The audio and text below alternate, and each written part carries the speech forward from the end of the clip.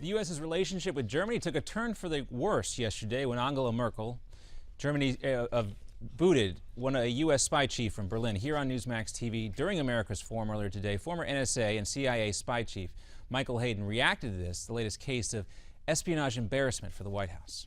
I'm not uncomfortable with spying. I'm not apologetic about spying against Germany if that's going on, given the importance of Germany to the world and certainly to Europe. But I really am against spying badly.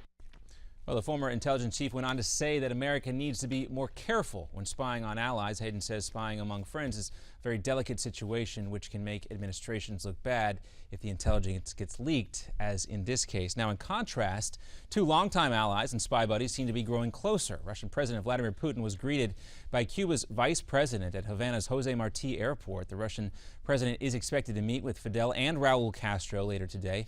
Sources say Russian plans are to forgive 90% of Cuba's Soviet-era debt, and the remaining 10% will be invested in projects within Cuba. Putin will also be traveling throughout South America. He'll stop in Brazil. The Russian president is expected to attend the final match of the 2014 World Cup. Putin says Moscow's cooperation with Latin America is a priority. Now, as we move from an old missile crisis to an emerging missile crisis in Gaza, today is day 4 of fierce fighting between Israel and Hamas. Israeli military leaders say it has now hit more than 1,000 targets. Many of those spots were rocket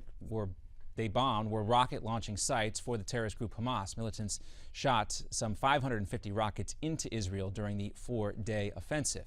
Meantime, President Obama finally reached out and spoke with Israeli Prime Minister Benjamin Netanyahu yesterday. The president condemned the firing of rockets into Israel and affirmed Israel's right to defend itself. However, the president says he wants the fighting to end and offered to broker a ceasefire between Israel and Hamas. According to the latest report in the Jerusalem Post, Prime Minister Netanyahu is ruling out a ceasefire and vows to expand Operation Protective Edge. I'm Bachman. We're back with more news here in 30 minutes.